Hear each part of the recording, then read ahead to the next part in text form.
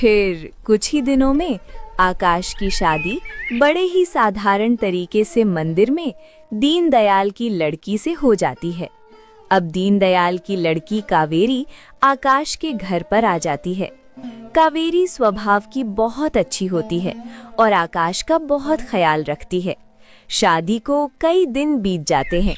फिर एक दिन मक्खनलाल फिर घर आता है।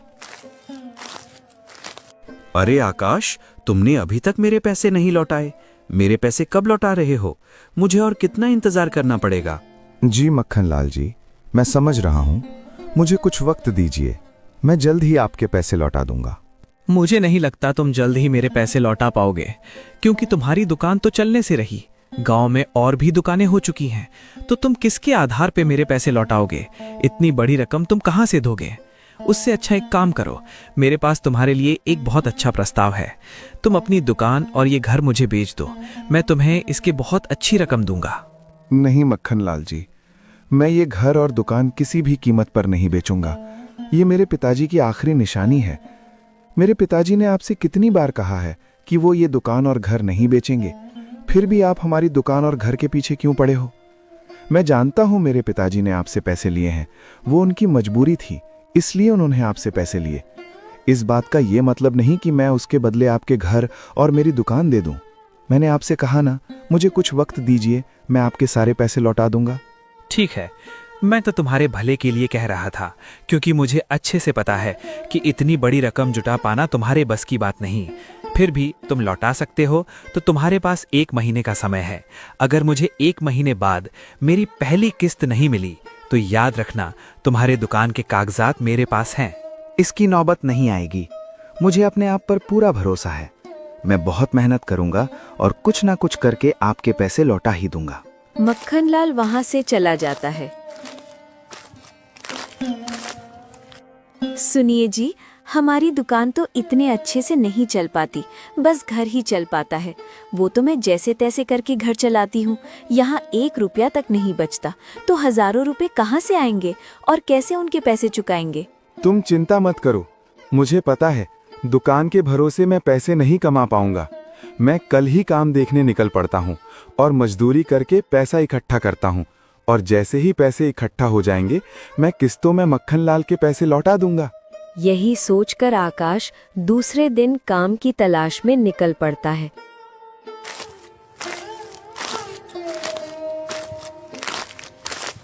वो बहुत जगह तलाश करता है, लेकिन काम नहीं बन पाता। वो एक जगह निराश होकर बैठ जाता है। तभी उसके पास एक सेठ आकर बोलता है। अरे सुनो, मुझे एक आदमी की जरूरत है। क्या तुम मेरे यहाँ काम करोगे? हाँ सेठ जी, जरूर करूंगा। आप तो मेरे लिए साक्षात भगवान बनकर आए हो। मैं काम की ही तलाश कर रहा था, लेकिन मुझे कहीं काम ही नहीं मिल रहा था। बताइए ना सेठ जी, क्या काम है? मैं जरूर करूंगा। गोदाम में से बोरियां निकालनी है, चलो मेरे साथ, मैं तुम्हें काम समझाता हूँ। आकाश उनके साथ उनके गोदाम में जाता है और दिन भर बोरियां उठाता है। आकाश को ये काम करने की आदत नहीं होती। वो पूरी तरह से थक जाता है, फिर भी वो काम करता रहता है।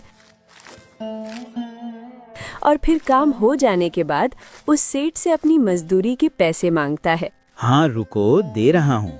मैं क्या कहीं भागा जा रहा हूँ जो तुम्हें इतनी जल्दी हो रही है? मेरा बटुआ कहाँ गया? अभी तो यहीं था। जरा हटो, मुझे मेरा बटुआ देखने दो। उस सेठ को अपना बटुआ कहीं दिखाई नहीं देता। वो जोर से चिल्लाता है। ए लड़के, मेरा बटुआ कहाँ है? सेठ जी, मुझे क्या पता आपका बटुआ कहाँ है? मैं तो अभी आपके पास आया हूँ, वो तो आपको पता होगा। झूठ मत बोल, मेरा बटुआ तूने ही चुराया है। तेरे आने से पहले यहाँ बटुआ था, अब मेरा बटुआ कैसे गायब हो सकता है? इसका मतलब तूने ही मेरा बटुआ चुराया है, चोर कहीं के। तो तू चोरी करने के इरादे से यहाँ आया था। ऐसा एहसान फरामोश, मैंने तुझे काम दिया और तू मेरे यहाँ चोरी करता है। चल निकाल मेरा बटुआ। ये आप क्या कह रहे हैं सेठी? मैं कोई चोर नहीं हूँ। मेरे पिताजी ने मुझे ऐसे संस्कार नहीं दिए हैं। मैं मेहनत की कमाता हूँ और मेहनत की खाता हूँ। मेरे पास आपका कोई बटुआ नहीं है। आप तो मुझे बस मेरी मजदूरी के पैसे दीजिए। वो तो दिख ही रहा है कि तेरे पिताजी ने तुझे कैसे संस्कार दिए हैं। एक तो चोरी करते हो, ऊपर से झूठ बोलते हो, तुम्हें शर्म नहीं आई, और ऊपर से मजदूरी के पैसे मांग रहे हो। तुम्हारी इतनी हिम्मत! पहले तो तुम मेरा बटुआ निकालो, नहीं तो अंजाम बहुत बुरा होगा। मैंने कहा ना मेरे पास कोई बटुआ नहीं है। अच्छा तो ठीक है, तो तू ऐसे नहीं मानेगा। चल सरपंच जी के पास। वो आदमी आकाश को सरपंच जी के पास लेकर जाता है। इस बात पर पंचायत बिठाई जाती है। सरपंच जी, मेरे बटुए में 10,000 रुपए थे। मैंने अपने मजदूरों की मजदूरी देने के लिए रखे थे। इस आदमी ने मेरा बटुआ चुराया है। आप इसे कहिए कि मेरे पैसे मुझे लौटा दे। नहीं सरपंच जी, ये झूठ है। मैं वहां चोरी करने नहीं, मजदूरी करने गया था।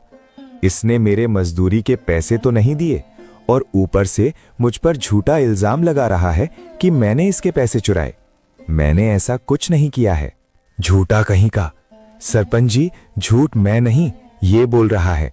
अगर आपको झूठ लग रहा है तो मेरे पास इस बात का गवाह है कि मेरा बटुआ इसी ने चुराया है। आप साहूकार मक्खनलाल जी से पूछ लीजिए। जी सरपंच जी, सेठ श्यामदास सच बोल रहा है। मैंने खुद आकाश को बटुए से पैसे गिनते हुए देखा है। बटुआ आकाश के पास ही है। दरअसल सरपंच जी, आकाश ने मुझसे भी 5,000 रुपए कर्ज ले रखा है, जो इसने अब तक नहीं चुकाया। मुझे लगता है शायद इसलिए उसने पैसे चुराए होंगे। अच्छा मक्खनलाल, मुझे अब पूरी बात समझ आई। तो ये सब तुम्हारा किया धरा है। तुम जानबूझकर मुझ पर इल्जाम लगा रहे हो ताकि तुम्हें मेरी दुकान और घर मिल सके, है ना? तो ये तुम्हारी साजिश थी और ये सेठ भी तुमसे मिला हुआ है। तुम दोनों ने मिलकर मुझे फंसाया है। तुम अच्छी तरह से जानते हो मक्खनलाल, मैंने कोई बटुआ नहीं चुराया। सरपंच जी, आप इसकी बातों पर यकीन मत कीजिए। आप अपना फैसला सुनाइए। हमने दोनों पक्षों की सफाई सुन ली है। आकाश, सेठ के पास गवाह है जिन्होंने तुझे पैसे गिनते हुए देखा है, तो तू झूठ बोलने की कोशिश भी मत कर। और जैसा कि मक्खनलाल कह रहा है कि तुमने उससे भी कर्ज ले रखा है, हम तुम्हें 1 महीने का समय दे रहे हैं। तुम 1 महीने के अंदर कुछ भी करो, लेकिन मक्खनलाल और सेठ श्यामदास के सारे पैसे लौटाओ, वरना हमें कोई कठोर निर्णय लेना होगा। तुम्हारे पास 1 महीने का समय है। ये पंचायत यहीं समाप्त होती है। आकाश बहुत चिंता में पड़ जाता है और निराश होकर घर चला जाता है। अब क्या होगा जी? पहले तो उस मक्खनलाल के ही पैसे थे, अब तो चोरी का भी इल्जाम सर पर आ गया। ये हमारे साथ हो क्या रहा है? भगवान हमारी इतनी कठोर परीक्षा क्यों ले रहे हैं? इतनी बड़ी रकम तो हम कभी नहीं जुटा पाएंगे। और ये सब उस मक्खनलाल ने जानबूझकर किया है। उसने जानबूझकर उस सेठ को आपके पास भेजा और आपको काम दिलाया ताकि वो आप पर चोरी का इल्जाम लगा सके, क्योंकि वो हमारा घर और दुकान हथियाना चाहता है। उसे लगा अगर वो इतनी बड़ी चोरी का इल्जाम लगाएगा तो हम इतनी बड़ी रकम कभी लौटा नहीं पाएंगे और उसे हमारा घर और दुकान मिल जाएगी। इसलिए उसने षड्यंत्र रचा। वो कितना नीच और गिरा हुआ आदमी है। भगवान उसे कभी खुश नहीं रखेगा। उसका सत्यानाश होगा। उसे हमारी बद्दुआ लगेगी। कावेरी, मैं जानता हूं इस वक्त सारे रास्ते बंद हो चुके हैं, लेकिन जब सारे रास्ते बंद हो जाएं, तब एक रास्ता हमेशा खुला रहता है, और वो है ईश्वर। और मुझे उस पर पूरा भरोसा है। वो मुझे जरूर कोई ना कोई रास्ता दिखाएगा। कावेरी, झूठ की उम्र ज्यादा दिन नहीं होती। तुम देख लेना, जीत सच की ही होगी। मैं नहीं जानता कि कैसे और कब होगा, लेकिन मुझे इतना जरूर भरोसा है कि मैंने कोई चोरी नहीं की। तो और उसी दिन मक्खनलाल के गोदाम में बहुत बड़ी आग लग जाती है। उसका सारा अनाज जल रहा होता है। और तो और मक्खनलाल का बेटा भी खेलते खेलते उस गोदाम में चला जाता है। अरे कोई मदद करो, कोई पानी लाओ, कोई आग बुझाओ। मेरा बेटा, कोई तो बचाओ, मेरे बेटे को बचाओ। मेरा सारा अनाज भी जल जाएगा, मैं बर्बाद हो जाऊंगा। कोई तो मदद करो। सारे गांव वाले बस तमाशा देखते रहते हैं। कोई उसकी मदद नहीं करता, किसी के अंदर जाने की हिम्मत नहीं होती, आग बढ़ती ही जाती है। आकाश और उसकी पत्नी भी शोर देखकर घर के बाहर आ जाते हैं। कावेरी, मैं अभी जाकर आता हूँ। आप क्या कह रहे हैं? कोई जरूरत नहीं है वहां जाने की। आप ऐसे नीच आदमी की मदद करना चाहते हो जिसने हमारे साथ इतना बुरा किया? आप कहीं नहीं जाएंगे। ईश्वर ने उन्हें सजा दी है और वो भी उनके अपने ही कर्मों की सजा है। उन्हें भी भुगतने दीजिए। नहीं कावेरी, ये वक्त ऐसी बातें सोचने का नहीं है। भले ही उसने मेरे साथ कितना भी बुरा किया हो, लेकिन इंसानियत के नाते मुझे उसकी मदद करनी होगी। उसे अपने कर्मों की सज़ा मिलेगी, वो ईश्वर देगा, लेकिन इंसानियत के नाते मैं उसके बच्चे को यूं जलता हुआ नहीं देख सकता। अगर मुझ में भी इंसानियत न रही तो उनमें और मुझ में फ़र्क क्या रह जाएगा? मुझे जाना होगा। और आकाश दौड़ पड़ता है और एक चादर लपेटकर भागते हुए आग के अंदर जाता है और मक्खन लाल के बेटे को बाहर निकाल लाता है। सारे लोग ये देख दंग रह जाते हैं। मक्खन लाल को अपनी आंखों पर यकीन नहीं होता। वो भी देखकर दंग रह जाता है और अपने बच्चे को जिंदा देख बहुत खुश हो जाता है। ना चाहते हुए भी मक्खन लाल को आकाश का एहसान लेना पड़ा। इसके लिए उसे दुख होता है।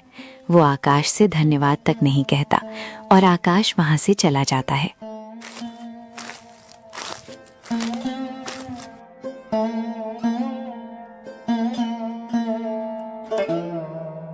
देखा आपने अपनी जान की परवाह किए बिना उस मक्खन लाल के बेटे की जान बचाई, लेकिन उस नीच आदमी ने आपको धन्यवाद तक नहीं कहा।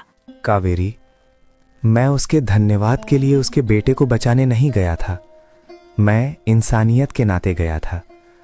वो भले मेरा धन्यवाद करे या ना करे, लेकिन मेरे मन में इस बात का दुख तो नहीं रहेगा कि मैं उसके बेटे की जान नहीं बचा पाया।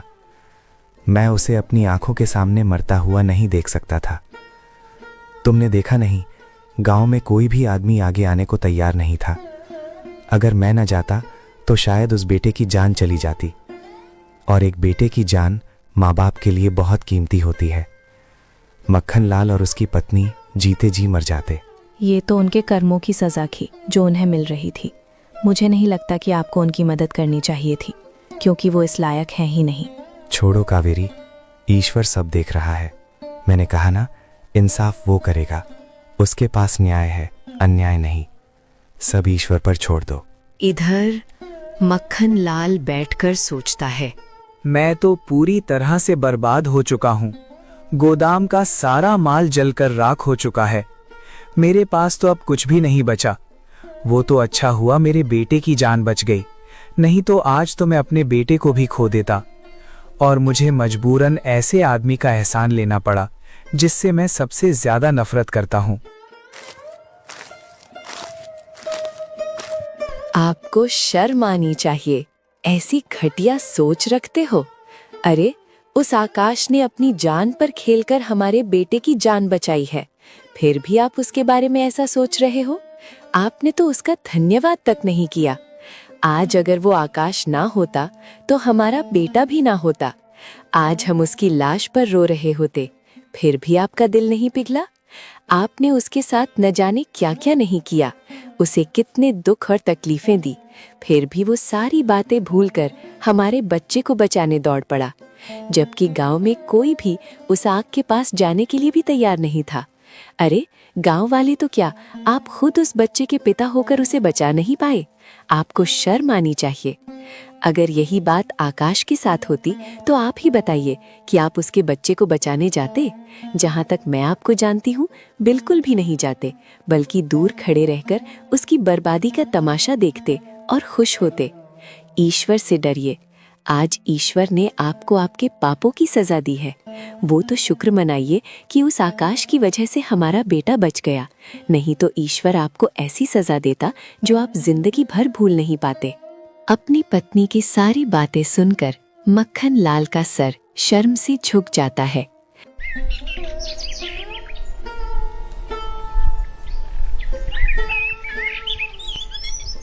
कुछ दिन ऐसे ही बीत जाते हैं। एक दिन मक्खन लाल के यहाँ सेठ श्यामदास आता है और बोलता है, मक्खन लाल, तुम्हारे गोदाम के लिए आधे पैसे मैंने दिए थे। मैं वो पैसे मांगने आया हूं। मेरे पैसे मुझे वापस करो। तुम कैसी बातें कर रहे हो? तुम्हें अच्छे से पता है मेरे गोदाम में आग लग चुकी है। मेरे पास कुछ नहीं बचा। मैं तुम्हें कहां से पैसे दूंगा? और तुम तो मेरे बहुत अच्छे दोस्त हो ना, तुम्हें तो मेरी तकलीफ समझ लेनी चाहिए। तुम मुझसे ऐसी हालत में पैसे कैसे मांग सकते हो? दीख मक्खनलाल, दोस्ती अपनी जगह और व्यापार अपनी जगह। मैं व्यापार में दोस्ती को नहीं लाना चाहता। मुझे अपने पैसों से मतलब है। दोस्ती के नाम पर तू बच नहीं सकता। मुझे मेरे पैसे वापस चाहिए, नहीं तो अच्छा नहीं होगा। मीना, वो श्यामदास मुझे धमकी देकर गया है और वो बहुत खतरनाक आदमी है। इतने दिनों तक मैं उसके साथ रहा, मैं उसे इतना तो जान ही चुका हूं कि वो पैसे के लिए कुछ भी कर सकता है। हमारे पास कोई रास्ता नहीं है।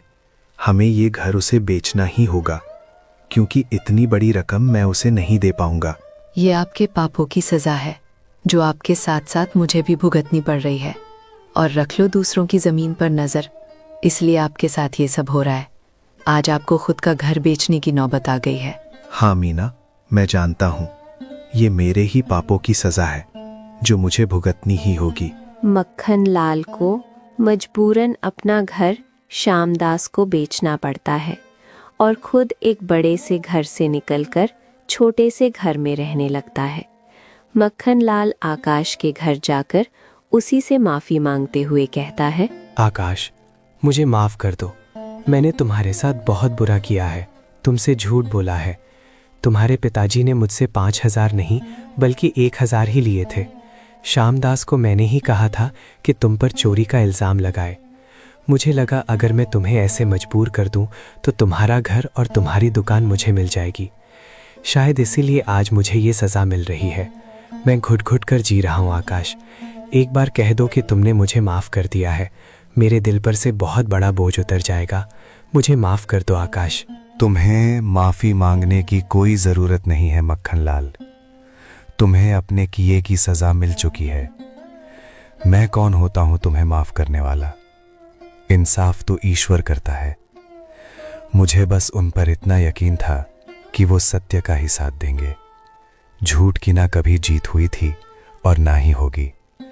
भले देर से ही सही, लेकिन सच की ही जीत होती है। तुम मेरे साथ चलो आकाश।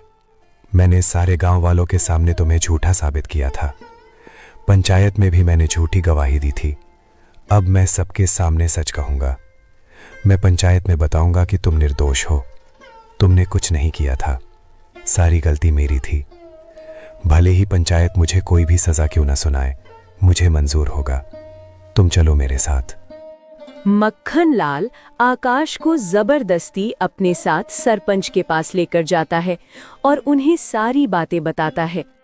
मक्खनलाल, तुम्हें पंचायत में झूठी गवाही देने के बदले और आकाश से धोखाधड़ी करने के बदले सजा जरूर मिलेगी। नहीं सरपंच जी, मेरी आपसे विनती है, आप मक्खनलाल को क्षमा कर दीजिए। इसे अपने किए की सजा मिल चुकी है। मैं इसे कोई सजा नहीं देना चाहता।